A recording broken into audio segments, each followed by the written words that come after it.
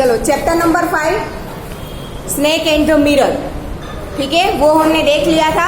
उसका पोएम बाकी था हमारा, a legend of the Northland.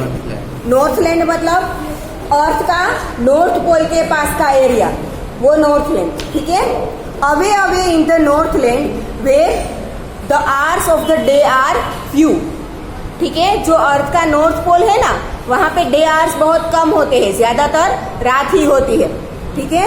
And the nights are so long in winter the day can not sleep them through, ठीक है। Obviously हमें पता है कि नॉर्थ जो पोल है उसमें सनलाइट बहुत कम पहुंचती है, तो ऑब्वियसली ठंड वहां पे ज्यादा होगी, ठीक है। इसीलिए most of the time, year के मोस्ट ऑफ द टाइम क्या होगा, विंटर ही होगा, ठीक है। और रात तो ऑब्वियसली लंबी होती है, मतलब नाइट के आवर्स ज्यादा होते हैं, डे के आवर्स कम होते हैं, तो नाइट आवर्स ज्यादा होने से ठंड भी बहुत ज्यादा होती है। That they can not sleep them through, इतनी ठंड की हम रात को सो भी नहीं सकते। वेयर दे, हाँ, तो मतलब रात इतनी लंबी होती है और ठंड होती है कि सो नहीं पाते। मैं बोली तो सही कि सो नहीं सकते, ठीक है। Where they harness the swift reindeer to the, where they harness the swift reindeer to the sledges when it snows, ठीक है। जब स्नोफॉल होता है तो वहां का व्हीकल, जैसे हमारे यहाँ पे गाड़ियां चलती है, वैसे स्नो में गाड़ी नहीं चल सकती, तो किस में ट्रैवल करते हैं, रेनडियर के पीछे गाड़ी लगाकर। जैसे घोड़ा गाड़ी वगैरह होता है ना, बैलगाड़ी, वैसे रेनडियर के पीछे लगा के, जिसका नाम क्या है, स्लेजिस, ठीक है। हाँ, and the children look like bears cubs in their funny furry clothes. Funny furry clothes मतलब कि ठंड में ऑब्वियसली कैसे गर्म क्लोथ पहनेंगे, ठीक है। और चिल्ड्रन को तो फनी पहनाया जाता है ना, जैसे कि हमारे यहाँ भी ठंड जब विंटर होता है तब बच्चों को जो टोपी वगैरह पहना जाता है वो कैसे ऊपर होता है, अलग अलग कार्टून के मुंह वाली होती है, ठीक है। तो children look like bears cubs, bear के बच्चे जैसे लगते हैं in their funny furry clothes, fur वाले एकदम उनके कपड़े होते हैं ठंड की वजह से। They tell them a curious story, I don't believe this, I don't believe it's true. बच्चों को घर में बैठे, ऑब्वियसली इतनी ठंड होगी तो घर से बाहर तो बहुत कम निकलते होंगे, ठीक है। तो फनी स्टोरीज सुनाया जाती है, पर मुझे नहीं लगता कि वो स्टोरी सच होती है, सिर्फ स्टोरीज होती है सुनाने के लिए, ठीक है। And yet you may learn a lesson if I tell the tale to you, ठीक है। वो स्टोरी सच्ची नहीं होती, पर फिर भी उसमें से लेसन सीखने को मिलते हैं, ठीक है। कोई ना कोई अच्छा मोरल उस स्टोरी का होता है। Once when the good Saint Peter lived in the world below and walked about it preaching just as he did you know, क्या है, once when the good Saint Peter lived in the world below. Lived in the world below मतलब कि north pole से के नीचे के area में एक सेंट पीटर रहते थे। And walked about it preaching just as he did you know, वो पूरा क्या करते थे, एक शहर से दूसरे शहर में घुमा करते थे और लोगों को गॉड की अच्छी अच्छी बातें सुनाया करते थे। He came to the door of a cottage, एक कॉटेज मतलब कि जहाँ पे स्नोफॉल बहुत ज्यादा होता है ना, वहां पे घर पे ऐसी छत नहीं होती, उसके रूफ्स होते हैं, क्या होते हैं, रूफ बनाए जाते हैं ताकि स्नो स्लाइड करके नीचे चला जाए, वरना तो छत तो स्नो से भर जाएगी, ठीक है। तो उस घर को क्या बोलते हैं, कॉटेज बोलते हैं, ठीक है। वंस व्हेन, हाँ, he came to the door of a cottage in travelling round the earth, पूरे अर्थ में ऐसे घुमा करते थे ट्रैवलिंग करते वक्त, एक कॉटेज के डोर के पास वो आ गए। Where a little woman was making cakes and baking them on the hearth, hearth मतलब एक भट्टी जैसा होता है, ठीक है, उसमें वो केक को बेक कर रही थी। एंड बीइंग फेंट with fasting for the day was almost done, and being फेंट विथ फास्टिंग, पूरे दिन वो भूखी रही थी। फास्ट करना मतलब भूखा रहना, उपवास करना, ठीक है। तो उपवास की वजह से वो फेंट हो गई, खाया नहीं था पूरे दिन तो वो बेहोश हो गई। For the day was almost done. दिन जब खत्म हुआ, पूरा दिन कुछ खाया नहीं था, तो दिन खत्म हुआ तब तक उसकी सारी एनर्जी चली गई और वो फेंट हो गई। He asked her from her store of cakes to give him a single one. Saint ने उस लेडी को क्या बोला कि अपने स्टोर से, केक के स्टोर से मुझे एक छोटा सा केक दो। So she made a very little cake, but as it baking lay, she looked at it and thought it seemed too large to give away. तो उसने देने के लिए छोटा सा केक बनाया, वरना तो पैसे बेच के तो बड़ा सा बना सकती है। ठीक है, पैसे मिलते हैं तो बड़ा सा बनाएगी, जितना बड़ा उतने पैसे मिलेंगे। सेंट को तो उसे क्या देना था, फ्री में ऐसे ही देना था, तो उसके लिए स्पेशली छोटा सा केक बेक किया। But as it baking lay, जब वो बेक होने को पड़ा था, she looked at it and thought it seemed too large to give away. किसी को ऐसे ही फ्री में देने के लिए तो ये बड़ा है, था छोटा सा, फिर भी फ्री में देने के लिए तो उसे वो भी बड़ा लग रहा था। देयरफॉर शी नीडेड अनदर, इसलिए उसने फिर से उससे भी एक छोटा नया बनाया। And still a smaller one, ठीक है, उससे भी छोटा एक नया केक बनाया। But it looked when she turned it over as large as the first had done. फिर भी जब बन के बाहर निकला तो उसे ऐसा लगा कि मैंने जो पहले वाला बनाया था उतना ही बड़ा ये भी है, क्योंकि जो अनबेक्ड केक होता है ना वो छोटा लगता है, बेकिंग के बाद वो स्पॉन्जी बन जाता है तो साइज थोड़ी बढ़ जाती है। तो उसे लगा कि मैंने जो पहले वाला बनाया था उतना ही बड़ा है ये भी। तो देन शी टूक अ टाइनी स्क्रैप ऑफ डफ, उसमें से थोड़ा निकाल लिया। हाँ, शी टूक अ टाइनी स्क्रैप ऑफ डफ, उसमें से निकाला नहीं। केक जिस आटे में से बनता है उसे क्या बोलते हैं, डो या तो डफ, ठीक है। फिर उसमें से जो आटा उसने गूंद के केक के लिए रखा था उसमें से फिर से एक छोटा सा टाइनी डो मतलब टफ लिया एंड रोल्ड इट फ्लैट, ठीक है। और केक बनाते वक्त उस डफ को क्या करते हैं, ऐसे थेपली मार के उसे एक शेप दिया जाता है। तो रोलिंग करके उसे एकदम फ्लैट बना दिया। And baked it thin as a wafer, एक वेफर के जैसा थीन करके उसे बेकिंग करने के लिए रखा। But she couldn't part with that, पर वो भी उसे बड़ा लगने लगा, क्योंकि जब वो डफ था एक वेफर के जैसा पतला था, जब बेक होके बाहर निकला तो थोड़ा पफी, मतलब कि थोड़ा स्पॉन्जी होने की वजह से थोड़ा बड़ा हो गया। For she said my cakes that seem too small when I eat of them myself, जब मैं खुद खाती हूँ तब मेरे केक मुझे बहुत छोटे लगते हैं। Are yet too large to give away, पर किसी को फ्री में देने के लिए तो बड़े ही थे।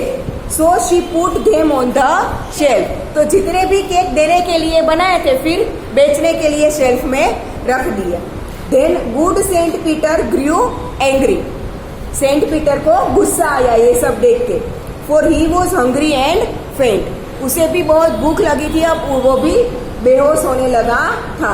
And surely such a woman was enough to provoke a saint, किसी सेंट को गुस्सा दिलाने के लिए ऐसी लेडी इनफ है, ऐसा काम करेगी तो ऑब्वियसली किसी को भी गुस्सा आएगा।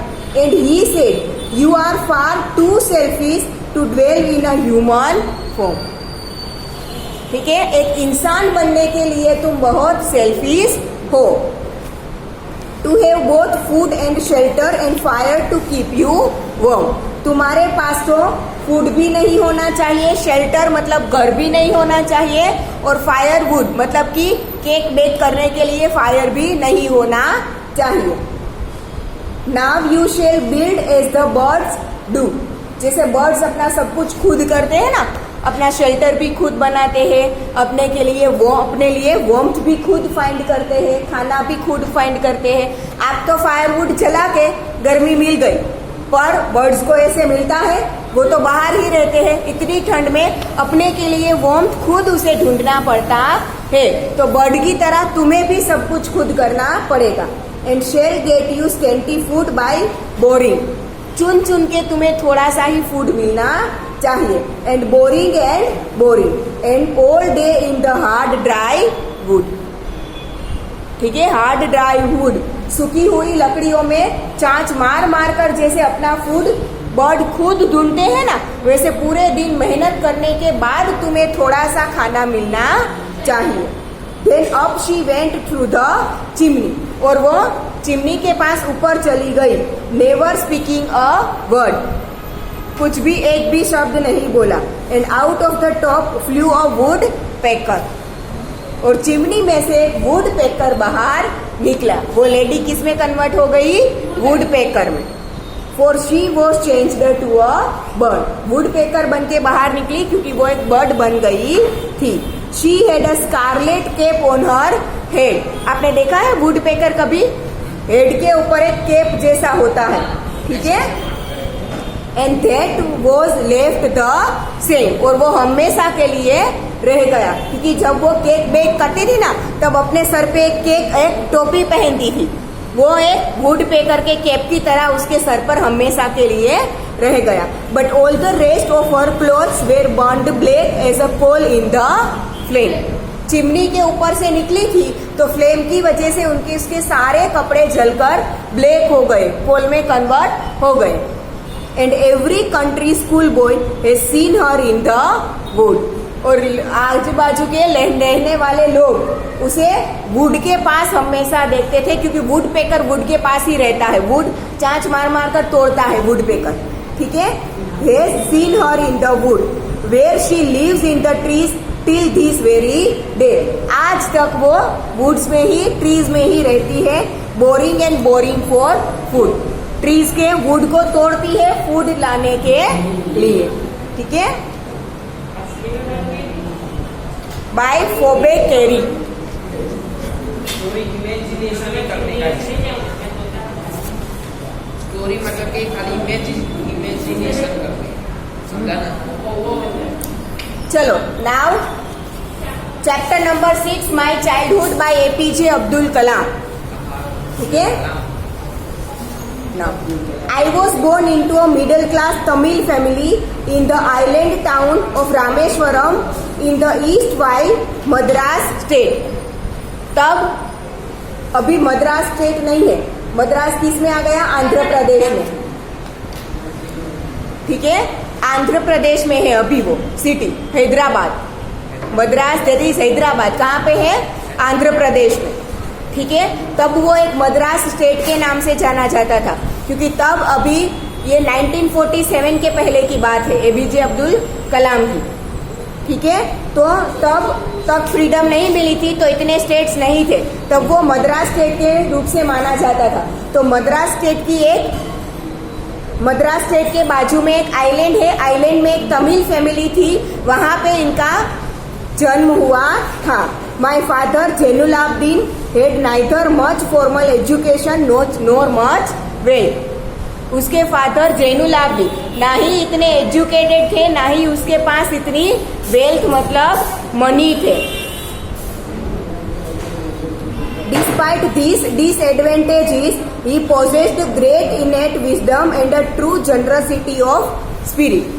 इतनी सारी डिसएडवांटेजेस मतलब इतनी सारी परेशानियां होने के बाद भी he possessed great innate wisdom and a true generosity of spirit. innate मतलब इनबोर्न, innate wisdom मतलब अंदर से ही होशियार होना।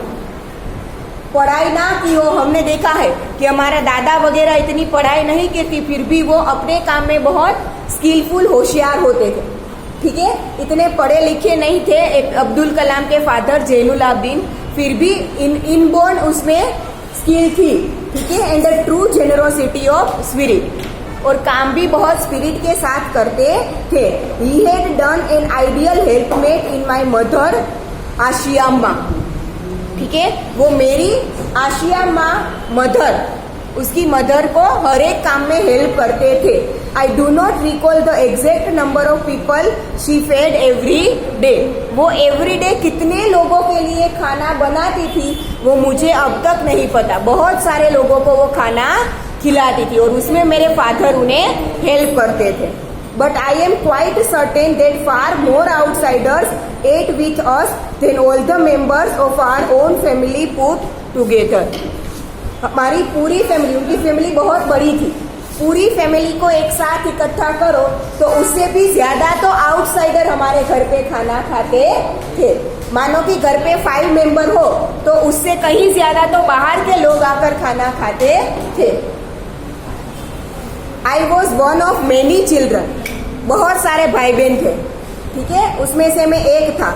अ short boy with rather undistinguished looks, मतलब मेरा लुक भी इतना अच्छा नहीं था और हाइट में भी बहुत छोटा था। Born to tall and handsome parents, but मेरे पेरेंट्स थे वो गुड लुकिंग और टॉल थे, फिर भी मैं इतना गुड लुकिंग नहीं था और छोटा था।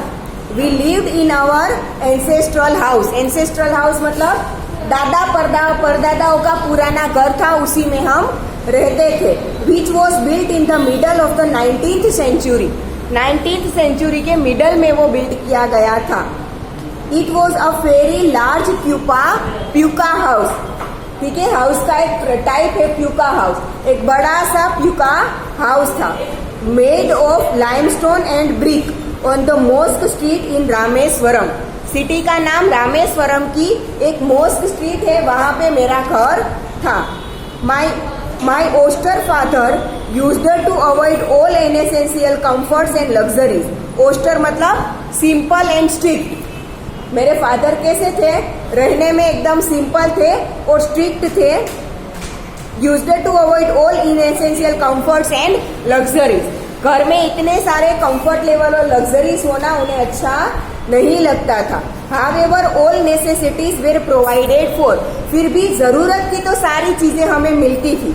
In terms of food, medicine और क्लॉथ, फूड, मेडिसिन और क्लॉथ उतना जितना जरूरी था वो हमें मिलता था, बाकी उसके बाद की लग्जरीज हमें नहीं मिलती थी। In fact, I would say mine was a very secure childhood, both materially and emotionally. Father बहुत स्ट्रिक्ट थे, तो फादर के पास से इतने इमोशंस मिलते नहीं थे और मटेरियली मतलब इतनी ज्यादा चीजें भी अवेलेबल होती नहीं थी। तो मेरा चाइल्डहुड कैसा था, वेरी सिक्योर, मतलब कि बहुत मिडिल क्लास फैमिली वाला था। The second World war broke out in 1939, 1939 में सेकेंड वर्ल्ड वॉर आया। When I was 8 years old, तब कितनी थी उनकी एज, 8 years थी। For reasons I have never been able to understand, a sudden demand for turmeric seeds erupted in the market. पर मुझे कभी भी समझ, सेकेंड वर्ल्ड वॉर हुआ, इसकी वजह से मार्केट में टर्मरिक सीड्स की मांग बहुत बढ़ गई, जो कि मुझे कभी समझ में नहीं आया कि ऐसा क्यों हुआ। Tamarind seeds, I used to collect the seeds and sell them to a provision shop on Mosque Street.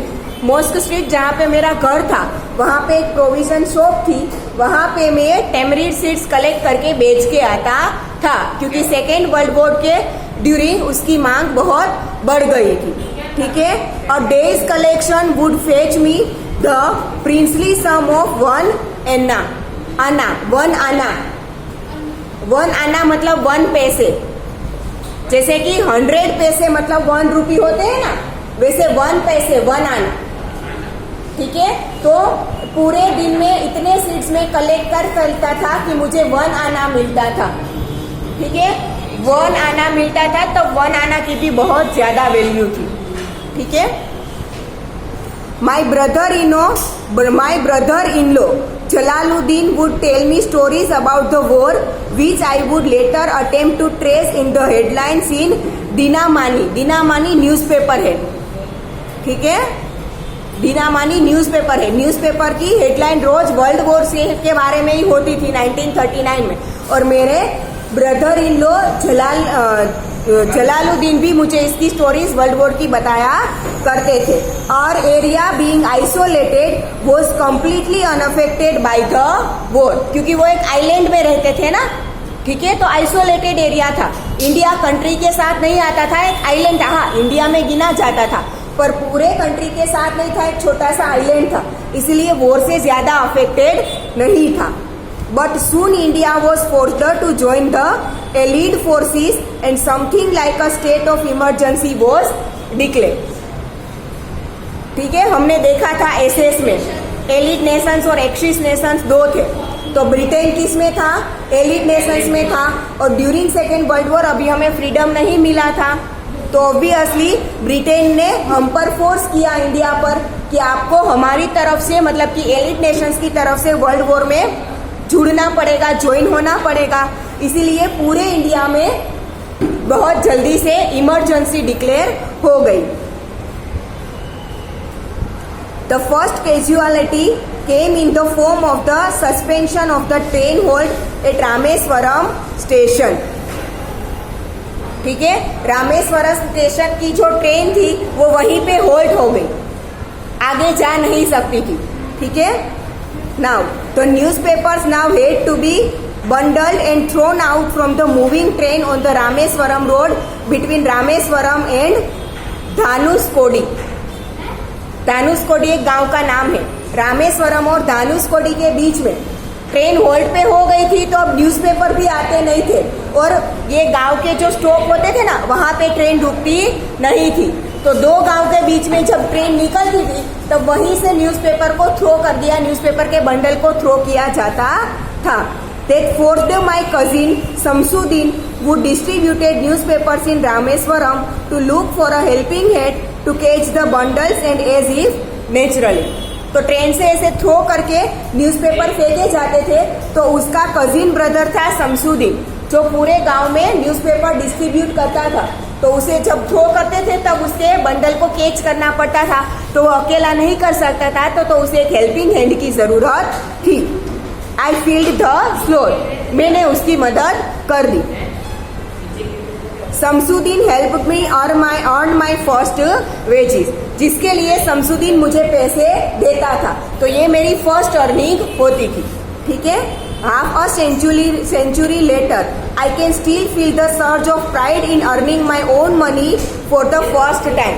Half a century later मतलब कि आज 50 साल बाद भी मुझे वो मेरी फर्स्ट अर्निंग याद है, और वो मैंने कैसे की, उस पैसे की थी, उस बात पर मुझे प्राउड फील होता है। Every child is born with some inherited characteristic. Every child, हर एक बच्चा इनहेरिटेड कैरेक्टरिस्टिक्स, माँ बाप से कुछ स्किल्स मिलती है, इसी के साथ वो पैदा होता है into a specific socio economic and emotional environment and trend in certain veg bye figures of authority. घर का कैसा माहौल है वो उसके ब्रोटअप में अफेक्ट करता है। आई inherited honesty and self discipline from my father. उसके फादर बहुत ऑनेस्ट थे और डिसिप्लिन्ड थे, तो ये मुझे मेरे फादर से मिला था। From my mother I inherited faith in goodness and deep kindness and so did my 3 brothers and sister. मेरी मदर से मुझे क्या मिला था? Faith in goodness and kindness, सही करो और किसी के प्रति काइंड रहो, ऐसा मुझे मेरी मदर से मिला था। Including my 3 brothers and sister, मेरे 3 भाई और एक बहन के साथ। I had 3 close friends in my childhood, Ramanath Sastry, Aravindan and Siva Prakasan, इसके 3 फ्रेंड्स थे। All these boys were from orthodox Hindu Brahmin families. As children, none of us ever felt any difference amongst ourselves because of our religious differences and upbringing. वो तीनों हिंदू थे, Hindu Brahmin family से थे और मैं मुस्लिम था, फिर भी हम में कोई भी डिफरेंस नहीं होता था, क्योंकि हमारी फैमिलीज ऐसे रिलीजियस में डिफरेंस, हाँ रिलीजियस फॉलो करते थे, बट रिलीजन की वजह से हमारी फैमिलीज अलग नहीं थी। ठीक है, मतलब वारसे में मिलना। In fact Ramanatha Shastri was the son of Pakshi Lakshmana Shastri, the high priest of the Rameswaram temple. मेरा जो फ्रेंड था वो तो रामेश्वरम के सबसे बड़े मंदिर के पुजारी, मंत्री का पुजारी, प्रीस्ट का बेटा था, फिर भी उनकी फैमिली मुस्लिम मेरी फैमिली होने की वजह से हमें अलग नहीं रखती थी। Later he took over the priesthood of the Rameswaram temple from his father. तो मेरा जो फ्रेंड था रामनाथा शास्त्री, उसके फादर के बाद वो मंदिर के प्रीस्ट का रोल किसने संभाला? मेरे फ्रेंड रामनाथा ने। Aravindan went into the busy business of arranging transport for visiting pilgrims and Siva Prakasan became a catering contractor for the Southern Railways. ठीक है, उनके दोनों फ्रेंड्स, जो अरविंदन था उसे अपना फैमिली बिजनेस संभाला और जो शिव प्रकाशन था वो रेलवे में कैटरिंग का काम करने लगा। ठीक है, नाउ अब यहाँ तक रखते हैं, इसके बाद का हम नेक्स्ट लेक्चर में देखेंगे।